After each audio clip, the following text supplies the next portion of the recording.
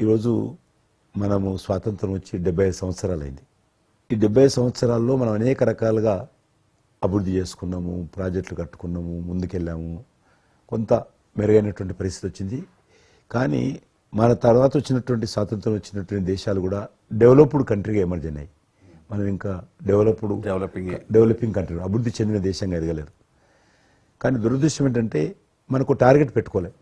ఎప్పటి లోపల మనం లక్ష్యం చేరుకుందాం అనేది ఎక్కడ కూడా పెట్టుకోలేదు. ఇంకో 75 సంవత్సరాల తర్వాత ఇట్లనే ఉన్నాం అనుకో, ఇంకో 75 సంవత్సరాల తర్వాత కూడా వెనక తిరిగి చూస్తే మనం డెవలపింగ్ కంట్రీగా ఎమర్జ్ కాము. అందుకే ఈ మధ్యలో మన కేంద్ర ప్రభుత్వము ఒక టార్గెట్ పెట్టుకుంది.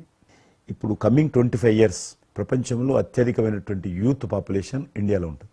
ఎగ్జాక్ట్లీ. కాబట్టి ఈ 25 years అమృతకాలం అంటారు దీన్ని. ఎగ్జాక్ట్లీ. ప్రధానమంత్రి కూడా అప్పుడప్పుడు అంటుంటారు ఇది అమృత కాలం. కాబట్టి ఈ 25 years మన యూత్ కానీ ప్రతి ఒక్క ఫీల్డ్ కానీ మనము ఇప్పుడు సినిమా ఫీల్డ్ అందుకు సినిమా ఫీల్డ్ 2047లో ఏ రకంగా ఉండాలి, ప్రపంచాన్ని ఏ రకంగా డామినేట్ చేయాలి, అగ్రికల్చర్ ఏ రకంగా డామినేట్ చేయాలి, ఇండస్ట్రీ ఏ రకంగా డామినేట్ చేయాలి, ఎన్జిఓస్ ఏ రకంగా పనిచేయాలి, ఆర్థిక వ్యవస్థ ఏ రకంగా ఉండాలి, ఆ రకంగా ఎవరికి వారు 140 కోట్ల మంది మనం అనుకొని 2047 లోపల 100 సంవత్సరాల స్వాతంత్ర పండుగ జరుపుకుంటాము. ఆ రోజుకు మనం అభివృద్ధి చెందిన దేశంగా ఎదగాలి. ఇంకొక మాట అంటారు ప్రధానమంత్రి గారు, అప్పుడు ఏ పార్టీ ఉంటుందో అధికారం మనకు అనవసరం.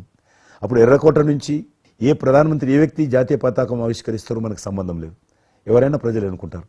కానీ ఆ రోజుకు మన దేశం ప్రపంచంలో డెవలప్డ్ కంట్రీ స్థాయికి ఎదిగి 3, 4, 5 ఉంటే అట్లో మన దేశం ఉండాలనేది అని ఈరోజు మనం అందరం ఒక లక్ష్యంగా పెట్టుకొని ముందుకెళ్తే యూత్ ఏదైతే అంటున్నారో మీరు, ఆ యూత్ కూడా మరి వాళ్ళ జీవితం సాఫల్యం చెందినట్టు అవుతుంది.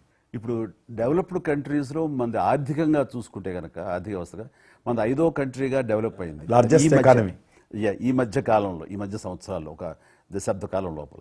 ఇప్పుడు వచ్చే 5 సంవత్సరాల్లో మనం థర్డ్ ప్లేస్ చేరుతాం.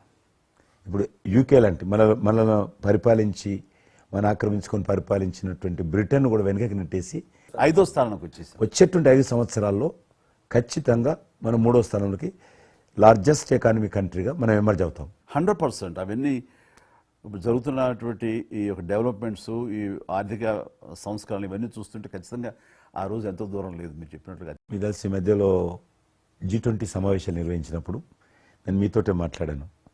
శ్రీనగర్ అంటే ఎట్లా ఉండని పరిస్థితి తెలుసు. ఈ టూరిజం మినిస్ట్రీకి 4 మీటింగ్లు అవుతాయి. ఒక మీటింగ్ అక్కడ పెట్టాలని నిర్ణయించుకున్నప్పుడు ప్రధానమంత్రి అన్నారు, సినిమా ఫీల్డ్ మీద చర్చించండి. ఎందుకంటే సినిమా ఫీల్డ్ ఎక్కువగా షూటింగ్లు చేసేవాళ్ళు. మేము చిన్నగా ఉన్నప్పుడు జమ్మూ కాశ్మీర్ వెళ్ళలేదు వివరం కూడా.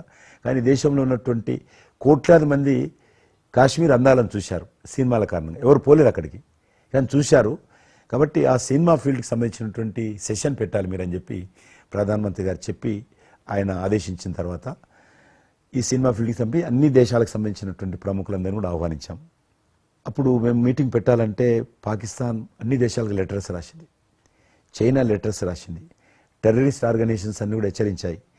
జమ్మూ కాశ్మీర్కి వస్తే Kashmir is a disputed place అది, కాబట్టి ఎవరు రావద్దు, వస్తే మాత్రము ఏమైనా అవుతే మాకు సంబంధం లేదని పాకిస్తాన్ కూడా అందరూ హెచ్చరించారు. బట్ ప్రైమ్ మినిస్టర్ చెప్పాడు, ఎట్టి పరిస్థితుల్లో మీటింగ్ పెట్టి తీరాలి, నువ్వు నాకు అనవసరం, నీకేం కావాలో నేను అన్ని ఏర్పాటు చేస్తాను. ఆ తర్వాత మీతో మాట్లాడి ఆ రోజు అప్పుడే కాశ్మీరు అనగానే మీరు కాశ్మీరు లోయల్లో కన్యాకుమారి ఇలాంటి సాంగ్స్ ఎన్నో మాకు గుర్తుకొచ్చినాయి. అలాంటిది మళ్ళీ మీరు మీ పార్టిసిపేషన్ ఉంటే బాగుంటుంది అనుకున్నప్పుడు ఆ టైంలో నేను రాలేని పరిస్థితిలో రామ్ చరణ్ వస్తే బాగుంటుంది, అతను RRR సినిమా ఆస్కార్ అవార్డు తోటి తను మంచి ఆస్కార్ అవార్డు వచ్చింది, బాగుంటుంది ప్రధానమంత్రి గారు చెప్పాను. అప్పుడు అందరూ ఫారినర్స్ డెలిగేట్స్ అందరూ కూడా ఏ సినిమా సాంగ్ అది నాటు సినిమా డాన్స్ చేశారు అక్కడ. ఎవరు కొరియన్ మినిస్టర్